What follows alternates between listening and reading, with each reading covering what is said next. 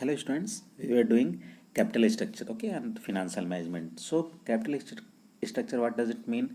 Means in an ongoing business, what's your structure of your capital? Means capital comprises of borrowed fund and owner's fund. Okay, borrowed fund you can say is at debt, okay, and owner's fund is you can say as equity. So debt over equity, debt by equity is called as you can say is capital structure, okay, debt. So capital structure refers to financial pattern or proportion of the use of different sources of raising fund. Suppose हमें पैसे चाहिए, ठीक है, company को आगे चलाने के लिए, तो हमारे पास अभी अगर हम सपोज अगर इन्वेस्टमेंट डिसीजन ले लेते हैं, हमें फिनेंशियल डिसीजन लेना है, means you have to either borrow from bank और you can say financial institutions as borrowed fund और ओनर्स फंड। ये दो चीज़ से अपने आप को फिनांस करवाना है, इन दोनों से, ठीक है। नाउ पहले से हमने अगर ऐसा कुछ कर्ज ले रखा है तो क्या हम ज़्यादा कर्ज ले सकते हैं, तो ये सारी चीज़ें हम इसमें करेंगे, ठीक है। मतलब एक नॉर्मल इंडस्ट्री के लिए कैपिटल स्ट्रक्चर उनका कितना होना चाहिए, डेट बाय इक्विटी रेशियो कितना होना चाहिए, ठीक है। पहले से कितना है और ज़्यादा हम कर्ज ले सकते हैं नहीं ले सकते हैं, पहले से इक्विटी फंड है मतलब और पैसे की ज़रूरत है, डिसीजन हमें लेना है, तो उसके लिए कैपिटल स्ट्रक्चर हमें पता होना चाहिए। मतलब हमारी कंपनी जिस कैपिटल से चल रही है उसका स्ट्रक्चर क्या है, मतलब कितना ओनर्स फंड है, कितना बोरोड फंड है, ओके। तो ये दो बेसिकली फंड होते हैं। Class 11 you have studies this source of fund on the basis of ownership you can say. So debt over equity मतलब इक्विटी ओनर्स फंड में कितना पैसा डेट का है, तो debt over equity is called as financial leverage या capital structure इसको बोलते हैं, ठीक है। Capital structure financial leverage different thing है। फिनेंशियल लिवरेज क्या है, ये जो डेट का पोर्शन है इसको प्लस करना, मतलब और ज़्यादा कर्ज लेना। अगर इस तरह का डिसीजन आप ले रहे हो, you will see as you are leveraging financially. मतलब फिनेंशियल लिवरेज का मतलब क्या है, अपने कैपिटल स्ट्रक्चर में डेट को बढ़ाना, ठीक है। अगर हम बोलेंगे पॉजिटिव फिनेंशियल लिवरेज हो रहा है मीन्स डेट बढ़ रहा है, और निगेटिव फिनेंशियल लिवरेज हो रहा है मतलब डेट को कम किया जा रहा है, इक्विटी को प्लस किया जा रहा है अपने फिनेंशियल स्ट्रक्चर में, कैपिटल स्ट्रक्चर में, okay. Now some basic terms, both are different, debt and equity in broader manner you can say as risk basis और कॉस्ट बेसिस, दो बेसिस पे ये दोनों चीज़ें बहुत अलग हैं। जैसे कॉस्ट ऑफ डेट लोअर है, ठीक है, क्यों कम होता है कॉस्ट ऑफ इक्विटी से, तो पहला इसका रीज़न है जो डेट है उसमें आपको रीपेमेंट करना है, श्योर्ड रिटर्न है, मतलब इंटरेस्ट मिलेगा, ठीक है। बट इक्विटी शेयर होल्डर्स में क्या है, कब उनको डिविडेंड मिलेगा कोई फिक्स नहीं है। तो जहाँ पे ऑब्वियस सी बात है, जहाँ पे रिस्क कम है वहाँ कॉस्ट भी कम है, जहाँ रिस्क ज़्यादा है वहाँ कॉस्ट ज़्यादा है, मोर रिस्क मोर गेन, ठीक है। तो इक्विटी शेयर में रिस्क है इसलिए उसका कॉस्ट ज़्यादा होता है, और डेट में एश्योर्ड रिटर्न है, रिस्क कम है इसलिए कॉस्ट भी कम है, ठीक है। तो ये इस पॉइंट को आपको हमेशा याद रखना है, cost of debt is lower, okay, then cost of equity. Cost of equity ज़्यादा कैसे है कॉस्ट ऑफ डेट से, in elaborating manner you can say, equity से अपने आप को अगर एक कंपनी रेस करती है, फिनांस करती है, ठीक है, तो उसे बहुत सारे legal process, promotion, prospectus, appointment of brokers, ये सारी चीज़ें करनी है। For obtaining of debt you can directly go to you can say bank और फिनेंशियल इंस्टीट्यूशन फॉर लेंडिंग और बोरोइंग एज बोरोड फंड, ठीक है। और किस तरह से ये चीज़ें कॉस्ट ऑफ डेट कम है, ठीक है। Interest paid on debt is a deductible expense for computation of tax liability. जब हमें कितना टैक्स देना है, जब वो हम कैलकुलेट कर रहे होते हैं अपने ऑर्गेनाइजेशन में, सपोज कुछ टैक्स रिलैक्सेशन भी चीज़ें होती है, ठीक है। तो एक कंपनी जब टैक्स कैलकुलेट कर रहा होता है तो जो डेट में हमने इंटरेस्ट पे किया है वो माइनस हो जाता है, ठीक है। मतलब हम उसके ऊपर हमें टैक्स नहीं देना है, क्लियर। सपोज हमने 10,000 लिया था तो उस पर जो हम इंटरेस्ट पे कर रहे हैं वो हमारा एज अ एक्सपेंस काम आएगा, मतलब वो माइनस होगा, ठीक है, टैक्स लाइबिलिटी के हिसाब से। तो इस तरह से भी ये चीज़ें प्लस होती है। That is cheaper but risky, ठीक है। रिस्की इसलिए है क्योंकि आइदर इन प्रॉफिट और in loss you have to give interest. अगर आप ऐसा नहीं कर पाते हो, इंटरेस्ट नहीं दे पाते हो, तो आपके फिनेंशियल असेट्स को बेचा जा सकता है। ठीक है। और कभी कभी क्या होता है, higher use of debt increases the financial fixed financial charges of business. मतलब अगर ज़्यादा हम डेट का इस्तेमाल करते हैं, ठीक है, तो फिनेंशियल रिस्क हमारे लिए बढ़ जाता है। मतलब अगर बिजनेस अच्छे से नहीं चल रहा है तो फिनेंशियल रिस्क क्या है, और बिजनेस अच्छे से नहीं चल रहा है, in that case only you have to give interest to the bank. ठीक है। इस कैपिटल स्ट्रक्चर में जब हम पढ़ेंगे तो ये जो 3 केसेस हमारे पास लाइव थे, that is Kingfisher Airlines, Jet Airways, और अभी recently Future Group leaded by Kishore Biyani. ठीक है। तो यहाँ पे प्रॉब्लम कहाँ हुआ, ठीक है, क्यों इतना प्रॉफिटेबल ऑर्गेनाइजेशंस लॉस में चला गया या उनको बेचना पड़ा, इस कैपिटल स्ट्रक्चर में अगर आप ध्यान से पढ़ोगे सारी चीज़ें आपको समझ में आएगी। Okay. Capital structure will be said to be optimum, मतलब कब अच्छा बोला जाता है, when the proportion of debt and equity is such that is results in an increase in value of equity share. Increase in value of equity share, इसका मतलब क्या है, वैल्यू में जो इक्विटी शेयर है, ठीक है, 10 रुपया 1 रुपया, ये जो फेस वैल्यू होता है, ठीक है, उसके हिसाब से इंक्रीमेंट कितना हो रहा है, मतलब एक शेयर पे आप कितना कमा रहे हो, इस चीज़ को हमें समझना है। ठीक है। तो एक कैपिटल स्ट्रक्चर कब अच्छा होता है, जब शेयर का वैल्यू बढ़ता है। क्लियर। अब एक शेयर का वैल्यू कितना बढ़ता है, ठीक है, एक शेयर पे कितना अर्निंग होता है, इसको हम बोलते हैं अर्निंग पर शेयर। ठीक है। मतलब अगर 10 रुपये का शेयर है तो वो उस पर आप कितना कमा रहे हो एक शेयर पर पर्टिकुलरली। ठीक है।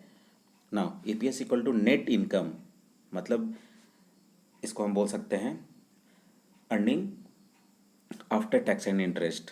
इसको नेट इनकम, मतलब इंटरेस्ट और टैक्स देने के बाद जो हमारे पास पैसा बचता है उसको नेट इनकम बोलेंगे। ठीक है। Divided by average outstanding shares, मतलब कितना शेयर्स है आपकी कंपनी में। ये कैसे हम निकालेंगे, नंबर ऑफ शेयर्स हमारे पास, सपोज हमने जिस केस में अगर इसमें 30 लाख है, ठीक है, 30 लाख हम लेकर आ रहे हैं।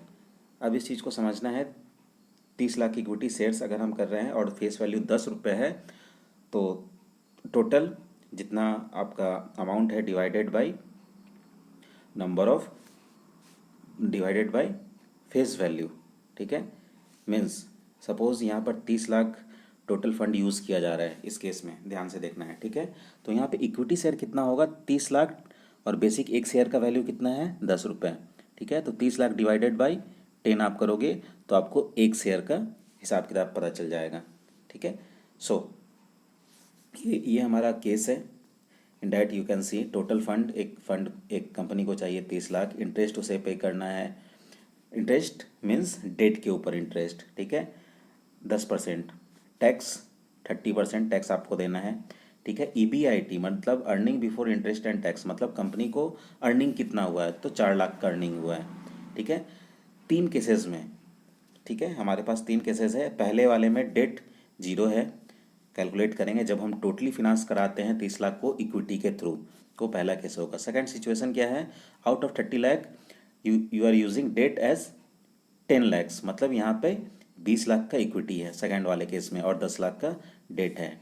थर्ड केस में ध्यान देना है। ठीक है। थर्ड केस में आउट ऑफ 30 लैक्स 20 लाख हम डेट यूज़ कर रहे हैं और 10 लाख इक्विटी यूज़ कर रहे हैं। ये हमारा बेसिक केस है। अब इस 3 केस से हमें समझ में क्या आएगा, एक सिचुएशन जहाँ पे डेट हम बिल्कुल भी यूज़ नहीं करते, वहाँ पे ईपीएस क्या होता है, मतलब एक शेयर पे आप कितना कमाते हो। ठीक है। ये सारी चीज़ें देने के बाद सेकेंड सिचुएशन में 30 लाख में 10 लाख अगर आप डेट से यूज़ कर रहे हो, मतलब हमने थोड़ा सा कर्ज ले लिया, उस समय हमारा अर्निंग पर शेयर क्या होगा।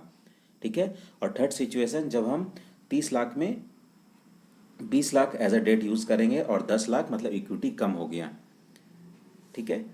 तो यहाँ पे टोटल इक्विटी, यहाँ पे पार्शियल डेट बढ़ाया है, यहाँ हमने इक्विटी से भी ज़्यादा कर लिया है। ठीक है। ईपीएस का फॉर्मूला नेट इनकम, तो नेट इनकम हमें पहले निकालना है, उसके बाद नंबर ऑफ शेयर्स से उस चीज़ को हम डिवाइड कर देंगे। ठीक है। मतलब कितना शेयर्स हमने मार्केट में इशू किया है, जैसे 30 लाख हमारे पास टोटल अमाउंट है। ठीक है। एक का 10 रुपये, तो total number of equity shares कितना हो जाएगा, 30 लाख डिवाइडेड बाई 10, तो 3 लाख शेयर्स हम इशू करेंगे यहाँ पे। ठीक है। ना फर्स्ट सिचुएशन, इस चीज़ को देखना है। हम इस तरह से कॉलम बनाएंगे। पहला कॉलम ये EBIT जो गिवन है, ठीक है। उसके बाद इंटरेस्ट बिफोर टैक्स, ये हमें कैलकुलेट होगा। EBIT से जब आप इंटरेस्ट दे देते हो, ठीक है, मतलब अर्निंग बिफोर, इसका फुल फॉर्म है earning before interest and tax, मतलब ये आपने नहीं दिया तो पहले हम इंटरेस्ट पे करेंगे, जितना भी है जितना परसेंट उसको माइनस करेंगे, उसके बाद टैक्स को माइनस करेंगे, हमें क्या मिलेगा, अर्निंग आफ्टर टैक्स, याद रखना है EAT, अर्निंग आफ्टर टैक्स। ये हमारे पास जब आएगा उसको हम नंबर ऑफ शेयर से डिवाइड करेंगे, हमें क्या मिल जाएगा, अर्निंग्स पर शेयर, ठीक है, मतलब EPS हमें फाइंड आउट हो जाएगा। क्लियर। तो पहला EBIT गिवन है, उसमें से पहले हम इंटरेस्ट को माइनस करेंगे जितना हमें देना है अगर हमने लोन लिया है, उसके बाद टैक्स को माइनस करेंगे, टैक्स और इंटरेस्ट देने के बाद जो हमारे पास अमाउंट बचेगा वो उसको हम बोलेंगे अर्निंग आफ्टर टैक्स, और उस अमाउंट को जिसको हम बोलते हैं नेट इनकम। ओके, उस चीज़ को हमें किससे से डिवाइड करना है, नंबर ऑफ शेयर्स से, ठीक है। तो यहाँ पे नंबर्स ऑफ शेयर्स कितना है, 3 लाख, और ये ऑब्टेन कैसे हुआ है, तो टोटल हमें 30 लाख पैसा चाहिए, और हम उसको एक शेयर का वैल्यू 10 रुपये है, ठीक है। तो डिवाइडेड बाय 10 करेंगे तो नंबर ऑफ शेयर्स पता चल जाएगा, ठीक है। मतलब एक शेयर का दाम 10 है और हमारे पास 30 लाख हमें चाहिए, तो नंबर ऑफ शेयर्स यहाँ पे कितना, 3 लाख हो गया। मतलब 3 लाख लोगों को आप, 3 लाख शेयर्स है आपके पास, इंटू 10 करोगे तो टोटल आपके पास 30 लाख हो जाएगा, ठीक है। 3 लाख शेयर्स, याद रखना है 3 लाख शेयर्स, और एक का वैल्यू कितना है, 10 रुपये, तो टोटल वैल्यू 30 लाख हो गया इन डैट फॉर्म। EBIT पहला केस, यहाँ पर इक्विटी से हमने टोटल फिनांस कराया है, ठीक है, 30 का 30 लाख। यहाँ पर इक्विटी से हमने फिनांस कर किया है अपने आप को, ठीक है। डेट से भी हमने फिनांस किया है, डेट से कितना, 10 लाख, ठीक है, 10 लाख, और 20 लाख यहाँ इक्विटी से है। क्लियर। और थर्ड वाले केस में 20 लाख हमने डेट से यूज़ किया है और 10 लाख इक्विटी के थ्रू है। ये 3 केस है हमारे पास, ठीक है ना। पहले सिचुएशन में 4 लाख हमारे पास EBIT गिवन है इस क्वेश्चन में, मतलब हम एक साल में सपोज है before interest and tax, EBIT इसको बोलते हैं, तो वो हमने 30 लाख इम्पोज करेंगे, 4 लाख हमने कमाया है, ठीक है, और पूरा का पूरा हमने इक्विटी से फिनांस किया था। तो EBIT यहाँ पे 4 लाख, यहाँ भी 4 लाख, यहाँ भी 4 लाख, ठीक है। तो सिचुएशन है यहाँ पे जो डेट है, ठीक है, वो 20 लाख का है, और इक्विटी है वो 10 लाख का है, ठीक है।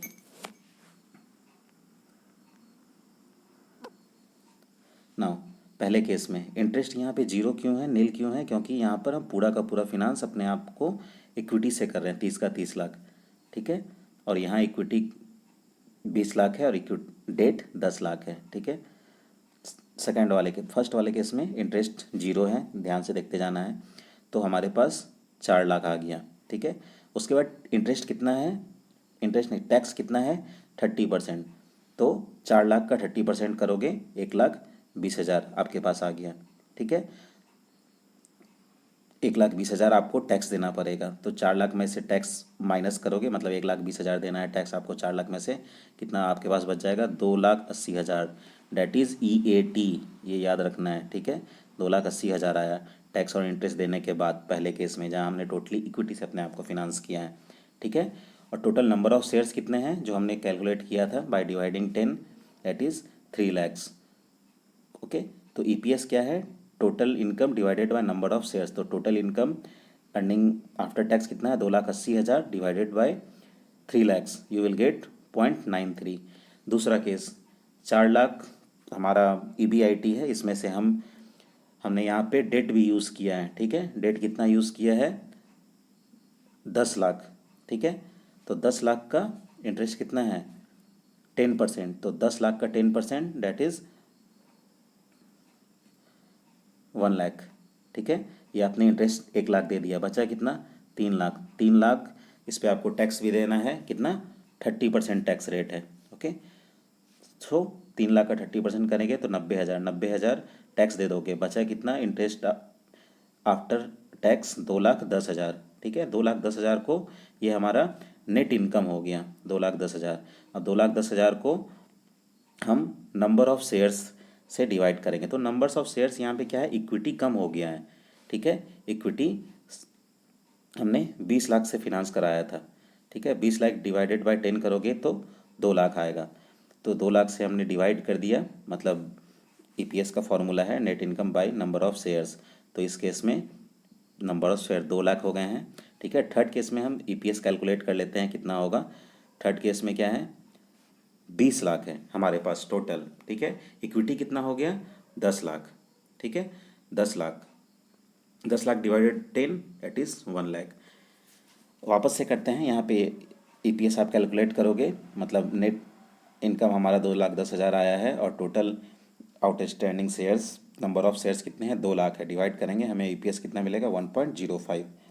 उसके बाद थर्ड सिचुएशन जिसमें डेट हमने 20 लाख यूज़ किया है, ठीक है, और इक्विटी 10 लाख यूज़ किया है, ओके। ईबीआईटी तीनों केस में सेम 4 लाख है। 20 लाख हमने डेट यहाँ यूज़ किया है, तो इंटरेस्ट हमें कितना देना है, 10%। 10% इंटरेस्ट देना है, तो 20 लाख का 10% 2 लाख, इज इट ओके, ठीक है। अब ईबीआईटी 4 लाख था, 2 लाख आपने इंटरेस्ट दे दिया, बचा कितना आपके पास अर्निंग, 2 लाख। अब 2 लाख का 30% आपको टैक्स भी देना है, ठीक है। तो 2 लाख का 30% 60,000, ये 60,000 हमने इसमें से माइनस कर दिया, बट हमारे पास नेट इनकम कितना हो गया, 1,40,000, ठीक है। 1,40,000 और नंबर ऑफ शेयर्स यहाँ कितने थे, 1 लाख। 1 लाख क्यों, क्योंकि यहाँ हमारे पास इक्विटी शेयर 10 लाख का है। 10 lakh divided by face value आप करोगे 10, ठीक है, तो आपको 1 लाख मिलेगा। तो 1,40,000 हमारा इनकम हो गया, नेट इनकम, और number of shares 1 lakh divide करेंगे हमें मिलेगा 1.04। तो आप देख सकते हो ईपीएस अर्निंग पर शेयर, जब हम टोटली इक्विटी से फिनांस कर रहे थे अपने आप को, तो एक शेयर पे आपको 0.93 रुपया का प्रॉफिट हो रहा था एक शेयर पे। सेकंड सिचुएशन में 1 रुपया 5 पैसा, और थर्ड सिचुएशन में एक शेयर पे आपको कितना प्रॉफिट हो रहा है, जहाँ पे हम डेट 20 लाख यूज़ कर रहे हैं और इक्विटी 10 लाख यूज़ कर रहे हैं, मतलब इक्विटी कम है और डेट ज़्यादा है हमारे पास, मतलब एक बिजनेस में, ठीक है। इस चीज़ को समझना है। 30 लाख हमारा टोटल अगर हमारा फंड है, तो 20 लाख हम उसमें से 2 हिस्सा, ठीक है, सपोज 30 लाख का हमारा टोटल है, ठीक है, तो इसको कंसीडर करते हैं 30, ठीक है। ऑप्टिमम सिचुएशन जहां हमारा ईपीएस देखो ज़्यादा हो रहा है, मतलब हम ज़्यादा कमा रहे हैं एक शेयर पे, और यही हमारा मेन मोटो है, ठीक है। तो 30 लाख में हमारे पास थर्ड सिचुएशन में क्या है, 20 लाख और 10 लाख, ये हमारा सिचुएशन है। तो हमारा आइडियल रेशियो क्या हो जाता है, 2:1, मतलब डेट इक्विटी रेशियो एक आइडियल एक इंडस्ट्री के लिए बोला जाता है 2:1, बट ये हमने एजम्पशन लिया है, ठीक है। और ये चीज़ें कब होती है, जब हम अपने आप को डेट को बढ़ाते हैं, और ईपीएस ज़्यादा कब होता है, उस केस में जब रिटर्न ऑन इन्वेस्टमेंट, याद रखना है, रिटर्न ऑन इन्वेस्टमेंट जब ज़्यादा है कॉस्ट ऑफ डेट से, ठीक है। इस केस में मतलब कॉस्ट ऑफ डेट मतलब जितना इंटरेस्ट हम दे रहे हैं उससे रिटर्न ऑन इन्वेस्टमेंट ज़्यादा होना चाहिए, मतलब पैसा ज़्यादा आना चाहिए। जितना आप कर्ज का इंटरेस्ट दे रहे हैं, सपोज या कर्ज 10% दे रहे हैं, तो आपका रिटर्न ऑन इन्वेस्टमेंट 10% से ज़्यादा होना चाहिए, तब आप अपने आप को डेट से फिनांस कराओगे, ठीक है। तो ये आइडियल रेशियो है, इसी को हमें 2:1, तो ये ज़रूरी नहीं है हमेशा 2:1 होना चाहिए। टाइम के अनुसार से हम इस पर मॉडिफिकेशंस करते रहते हैं, ठीक है, कैपिटल स्ट्रक्चर को चेंज करते रहते हैं। तो एक आइडियल रेशियो कितना होना चाहिए ऑब्जेक्टिव पॉइंट ऑफ व्यू से, 2:1, मतलब अगर हमारे पास टोटल 3 रुपया है तो उसमें 2 रुपये हम डेट से लगाएंगे और 1 रुपया इक्विटी से। इस केस में हमारे पास जो ईपीएस है वो ज़्यादा क्रिएट होगा, ठीक है। और ये किस केस में स्टार मार्क लगा हुआ है, जब return on investment cost of debt से ज़्यादा होगा, मतलब रिटर्न अगर इंटरेस्ट रेट हमारा 10% है या फिर 13% भी हो सकता है, तो इससे ज़्यादा अगर हम कमाएंगे 30 लाख पे, तब वो चीज़ें क्लियर होगी, ठीक है। So in that way we have seen debt के रेशियो को बढ़ाने से कैसे अर्निंग पर शेयर, एक शेयर पे कैसे हम ज़्यादा कमाते हैं, ठीक है। So students will continue in next class, okay, see you.